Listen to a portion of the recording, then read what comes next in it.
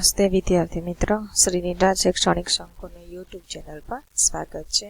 તો આજે આપણે ભણીશું ધોરણ 2 કલ્લોલ એટલે કે ગુજરાતી પર્યાવરણ.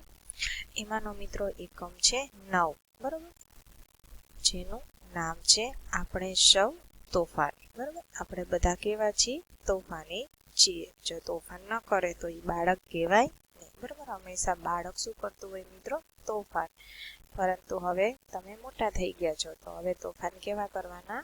ઓછા કરવાના. બરાબર, તોફાની તો હોય જ બધાય, પણ ઓછા તોફાની થવાનું. તો પહેલા જ મિત્રો આપણને આપ્યું છે ગીત. બરાબર, કંઈક વાંદરાનું આપ્યું છે, જોઈ લઈએ. સારું, ચાલો ગવડાવું છું કે વડલા ડાળે વાંદરા ટોળી કરતી હુપાહુ, છાનો માનો જોયા કરું થઈને ચૂપાચૂપ. વડલા ડાળે વાંદરા ટોળી કરતી હુપાહુ, છાનો માનો જોયા કરું થઈને ચૂપાચૂપ. એક મોટો બુઢિયો એ વાનરનો સરદાર, એની પાછળ નાના મોટા વાંદરા છે 10-12.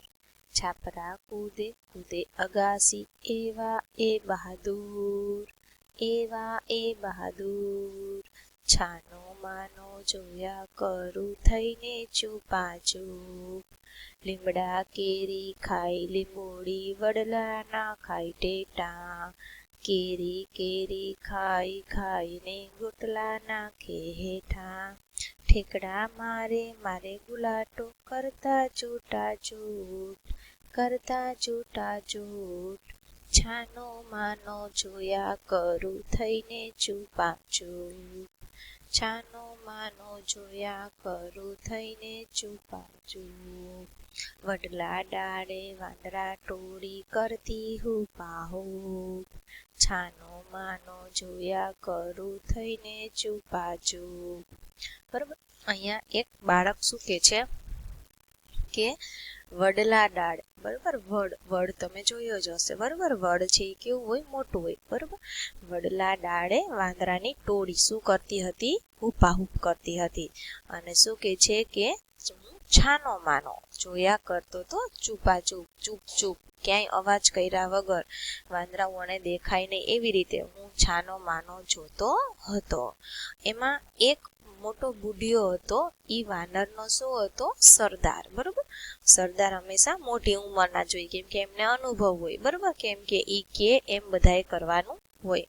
તો એમાં એક મોટો બુઢો હતો વાનર, અને ઈ બધાયનો સરદાર હતો. અને એની પાછળ નાના મોટા કેટલા વાંદરા હતા? 10-12 વાનર હતા. બરોબર, ઈ સરદારની પાછળ. છાપરા કૂદે કૂદે અગાસી, એવા એ બહાદુર. એમની બહાદુર કેવા? બરોબર, છાપરા કૂદે ને અગાસી કૂદે, પણ એમને બીક લાગે નહીં. એમને એમ ન થાય કે હું પડી જઈશ તો. એવા તો એ કેવા હતા? બહાદુર હતા મિત્રો. કે છે છાનો માનો જોયા કરું થઈને ચૂપાચૂપ. હું તો કે છાનો માનો ચૂપાચૂપ જોયા કરતો હતો. લીમડા કેરી ખાઈ લીંબોડી, વડના ખાઈ ટેટા. લીમડાને શું આવે મિત્રો? લીંબોડી. બરોબર, કદાચ પ્રશ્ન પૂછાઈ શકે કે લીમડાના ફળને શું કહેવાય? તો કે લીંબોડી. અને વડના ફળને શું કહેવાય? તો કે ટેટા. ટેટા કેવા કલરના હોય મિત્રો? ખબર છે? લાલ રંગના હોય. બરોબર, લીમડા કેરી ખાઈ લીંબોડી, વડના ખાઈ ટેટા. કેરી કેરી ખાઈ ખાઈને આ ગોટલા નાખે હેઠા. વાંદરાને તો શું ભાવે? કેરી ભાવે. કેરી ખાય અને ગોટલા ક્યાં નાખે? નીચે નાખે. બરોબર, ઠેકડાય મારે અને ગુલાટોય મારે, અને કરતા જૂટા જૂટ. અને એકાબીજા જૂટા જૂટ કરે. ઠેકડા મારે ને ગુલાટા મારે ને એકાબીજાના હાથમાંથી જૂટવી લે. જૂટા જૂટ.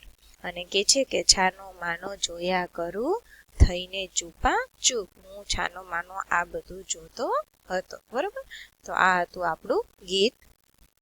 વાંચો અને અભિનય કરો કે તમારા મિત્ર બોલ્યા વગર અભિનય કરે, અને તેને તમારે ઓળખવાનું છે મિત્રો. બરોબર, તો આવી રીતે જોવો. દાખલા તરીકે નીચે આપેલ ક્રિયાઓ શિક્ષકે એકવાર વર્ગમાં કરી બતાવવાની છે, અને ત્યારબાદ આવી ક્રિયાઓની ચિઠ્ઠીઓ બનાવવાની છે. બરોબર, અને એક પછી એક બાળક આવે, ચિઠ્ઠી ઉપાડે, ચિઠ્ઠી વાંચે અને એ મુજબ અભિનય કરે. બાકીના બાળકો આ અભિનયને ઓળખી બતાવે, અને વર્ગના તમામ બાળકો ચિઠ્ઠી ઉપાડી વાંચે અને એ મુજબ અભિનય કરે. તો એકવાર શિક્ષકે આ બધા અભિનય 6 અભિનય છે એ વર્ગ સમક્ષ રજૂ કરવાના છે અને 6 અભિનય છે મિત્રો એ ચિઠ્ઠીમાં લખવાના છે અને પછી બાળકોને એક પછી એક ઊભા કરવાનું કે જે બાળકના હાથમાં જે ચિઠ્ઠી આવે એનો અભિનય કરવાનો અને એ અભિનય કરી અને બાળકો છે એનું નામ બતાવે, બરોબર. જો સાચું નામ ન આપે તો એને એ ચાલુ રાખવાનું છે. છાના માના જોવાનું, હુપાહુપ કરવું, છુપાઈ જવું, ઠંડા પાણીમાં ડૂબકી ખાવી, આવો અભિનય કરવાનો, બોલવાનું નહીં, બરોબર. ખાટી કેરી ખાવી, લીંબોડી ખાવી, બરોબર. ખાટી કેરી તો ખાટું લાગે તો આપણે કેવું મોઢું કરીએ, પછી લીંબોડી ખાવી હોય તો લીંબોડી કેવી હોય મિત્રી, કડવી હોય તો ઈ કેવું લાગે, બરોબર. છુપાઈ જવાનો અભિનય, ઠંડા પાણીમાં ડૂબકી ખાવ તો કેવો શું અહેસાસ કરો એનો અભિનય. તો આ બધા અભિનય તમારે કરવાના છે મિત્રો. પછી છે વાંચો અને ભજવો, એટલે કે વાંચીને તમારે આવું કરવાનું છે. વિદ્યાર્થીઓ સમક્ષ આ સંવાદ હાવભાવ અને યોગ્ય આરોહ અવરોહ સાથે વાંચી સંભળાવવાનો છે. ત્યારબાદ વિદ્યાર્થીઓને નીચેના ચિત્ર જોઈ સાથે આપેલા સંવાદ વાંચવા કહેવાનું છે. વિદ્યાર્થીઓ પાસે જોડીમાં અથવા તો જૂથમાં આ સંવાદ રજૂ કરવાનું કહેવાનું અને વિદ્યાર્થીઓ આ સંવાદો ઉપરાંત પોતાના સંવાદો ઉમેરે તે માટે માર્ગદર્શન દેવાનું છે, બરોબર. પોતાની પણ થોડાક તમે વધારે ઉમેરી શકો છો. જેમ કે પ્રથમ સંવાદમાં શૌનક ઘરે આવે ત્યારે મમ્મીને પૂછે કે આજે આટલું મોડું કેમ થયું વગેરે, બરોબર. અહીંયા આપણને સંવાદ આપ્યો છે, બરોબર. શું કે છે કે બીજું તમે વધારે કરી શકો. આ શૌનક છે એ ઘરે આવે છે તો એની પેલા કરી શકો. મમ્મી પૂછે શૌનક આજે આટલું મોડું કેમ થયું, એ એક વધારાનો સંવાદ તમે ઉમેરી શકો. તો શૌનક કહે છે મમ્મી આજે મેં તો મોટું પરાક્રમ કર્યું. તો મમ્મી કહે છે વાહ બેટા તે શું પરાક્રમ કર્યું. તો શૌનક કે આ ઘાસ મેં જમીનમાંથી ખેંચી કાઢ્યું. મમ્મી કહે છે ઓહો આ તો બહુ મોટું પરાક્રમ. શૌનક કે હાસ તો વળી એક તરફ તો આખા બગીચાની જમીન આ ઘાસને પકડી રહી હતી અને બીજી તરફ હું એકલો હતો તો પણ મેં ઘાસને ખેંચી કાઢ્યું. એવું તો એને શૌનકે પરાક્રમ કર્યું, બરોબર. ત્યારબાદ બીજો સંવાદ જોવો. અહીંયા સાપનો છે, બરોબર. બે સાપ છે, એમાં એક એનો બેટો છે અને એક એના પપ્પા છે, એટલે કે બાપ દીકરો છે. અહીંયા સાપ કહે છે બેટા આજે કેમ આટલો ખુશ છે, બરોબર. તો કે બેટો કહે છે પપ્પા આજે મેં એક નવું જ કામ કર્યું. તો સાપ કહે છે એવી તો વળી સી નવાઈ કરી છે તે. તો બેટો કહે છે આજે હું સીધો ચાલીને ઘરે આવ્યો. મિત્રો સાપ છે કોઈ દિવસ સીધા ચાલે ના ચાલે, કેમ કે એ વાંકા ચૂકા ચાલતા હોય. કે છે આજે તો હું સીધો ચાલીને ઘરે આવ્યો છું, બરોબર. પછી એક ત્રીજો સંવાદ છે, જોઈ લઈએ. મીઠું મચ્છર તેના મિત્રોને પોતાના પરાક્રમની વાતો કરતો હતો. આ મીઠું મચ્છર છે અને આ એના મિત્રો છે. એના પરાક્રમની વાતો કરતો હતો. મીઠું કહે આજે તો મેં જબરું કામ કર્યું. તો બધા મચ્છર નવાઈથી બોલી ઉઠ્યા. એના મિત્રો હતા એવી તો શું ધાડ મારી તે, એમ કે આજ તો મેં જબરું કામ કર્યું. તો કે એવું તો વળી તે શું ધાડ મારી. તો મીઠું શું કે છે કે આખી રાત પેલા ટપુભાઈનું લોહી પીધું. શું કે છે કે આખી રાત મેં તો પેલા ટપુભાઈનું લોહી પીધું. તો બીજો મચ્છર કહે એમાં સી નવાઈ, અમે બધા આખી રાત કોઈકનું લોહી પીએ જ છીએ ને. તો મીઠું કહે પણ ટપુ તો મચ્છરદાનીમાં હતો, હું મચ્છરદાનીમાં ઘૂસી ગયો. બોલો બધા મચ્છર કહે વાહ મીઠું તારું પરાક્રમ, બરોબર. કે હું મચ્છરદાનીમાં ઘૂસીને મેં એનું લોહી પીધું, બરોબર. આવી રીતના સંવાદ છે, બરોબર. ત્યારબાદ જોઈ લઈએ રમો અને કહો. કુદાકૂદ. મિત્રો શું છે કુદાકૂદ. તો આ કઈ રીતે કરવાનું છે તો કે 5 વિદ્યાર્થીઓના જૂથ બનાવવાના છે, બરોબર. મેદાનમાં એક લીટી દોરી એક જૂથના વિદ્યાર્થીઓને એ લીટી ઉપર ઊભા રાખો. આ લીટી પરથી દરેક વિદ્યાર્થીઓને બંને પગ ભેગા રાખી કૂદવા કહેવાનું છે અને જેથી સૌથી વધુ લાંબુ કૂદે તે વિદ્યાર્થીઓને અલગ ઊભા રહેવાનું કહો. ત્યારબાદ બીજું જૂથ પણ એ રીતે કૂદે.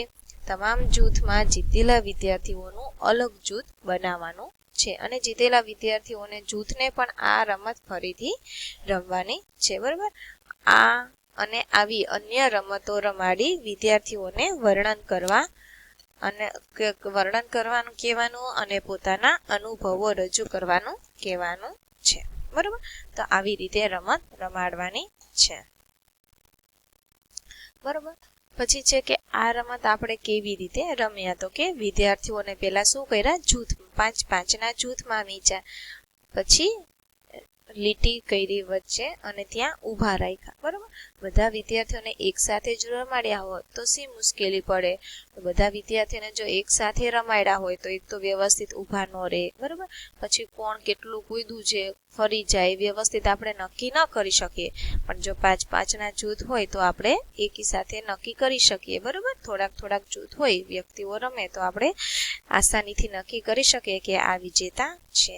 જીતી ગયેલ વિદ્યાર્થીઓને ફરીથી શા માટે રમાડ્યા, કેમ કે એમાંથીને પણ વિજેતા કરવાના છે. જે કદાચ 5 ટુકડી પડી હોય, 5-5ની 5 હોય તો એ 5માંથી કોને આપણે વિજેતા ગણવા, તો એ 5ને ફરીથી પાછા રમાડવાના છે અને એમાંથી એને વિજેતા કરવા માટે એને ફરીથી રમાડ્યા.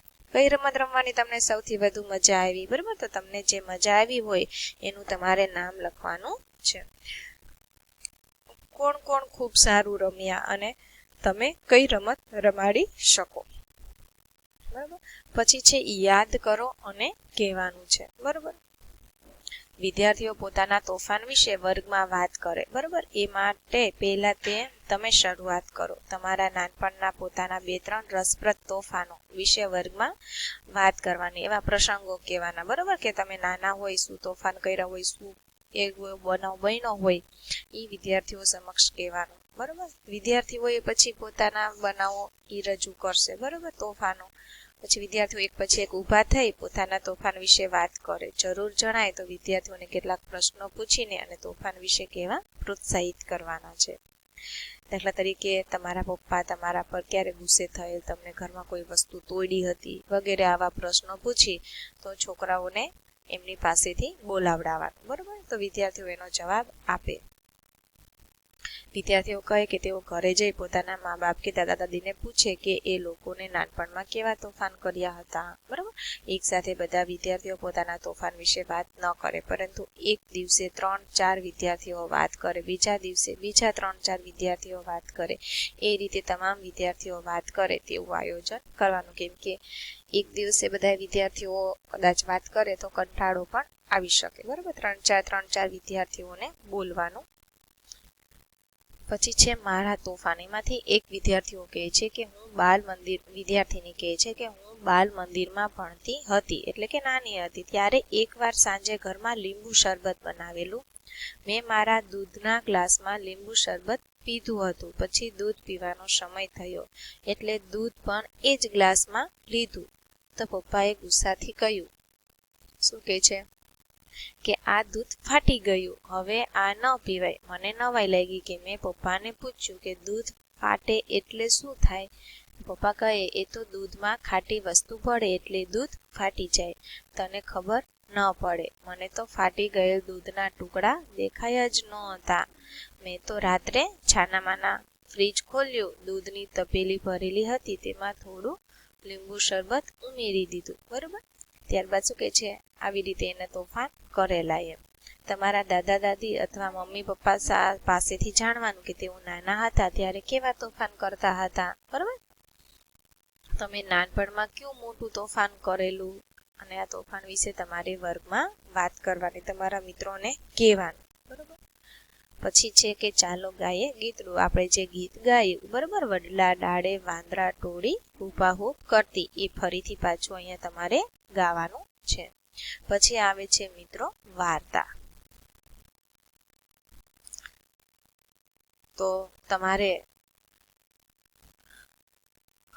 તમારા તોફાન વિશે જાણવાનું, બરોબર, કે મેં શું તોફાન કરતો તો પૂછી લેવાનું તમારા મમ્મી પપ્પાને. અને તમને કદાચ યાદ હોય, બરોબર, તમે કંઈક તોફાન મોટું કર્યું હોય, તમને એની સજા પણ થયેલી હોય તો એ પણ તમારે તમારા મિત્રને કહેવાનું, બરોબર.